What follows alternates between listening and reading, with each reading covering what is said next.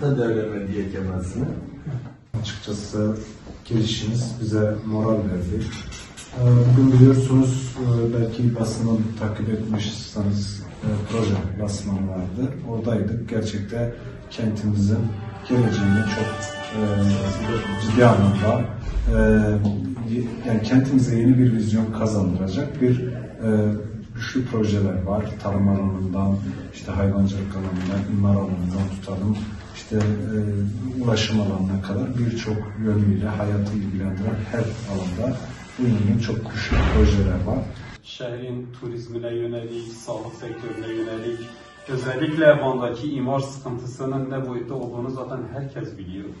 Yani bunlara yönelik çok böyle ciddi çalışmaların olması gerektiğini düşünüyoruz. Bu konuda bizim de elimizden ne geliyorsa yardımcı olacağız bizlere. Ekonomik krizinin asıl sebebinin Kürt sorunu olduğu, işte Kürt sorununun demokratik bir ortamda kardeşlik hukuku içerisinde çözülmesi için tarafların elinden ne geliyorsa yapması gerektiğine inanıyoruz.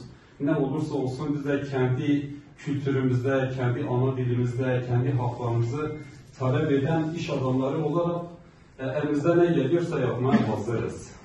Gerçekten şu an yaşadığımız koşullar, hepiniz birebir esnaf olarak yaşıyorsunuz bu zor koşulları. Kürdistan'da özellikle kentimizde yaratmış olduğu özel savaş politikaları olsun, yoksullaştırma politikaları olsun, özellikle Kürt esnafının burada hiç görmezden gelinmesi, bunun yanında yandaşın zenginleştirip tekrar halkın yoksullaştırılması, ama bizler diyoruz ki yerel yönetimler açısından yerelde kendimizi hep beraber yöneteceğiz.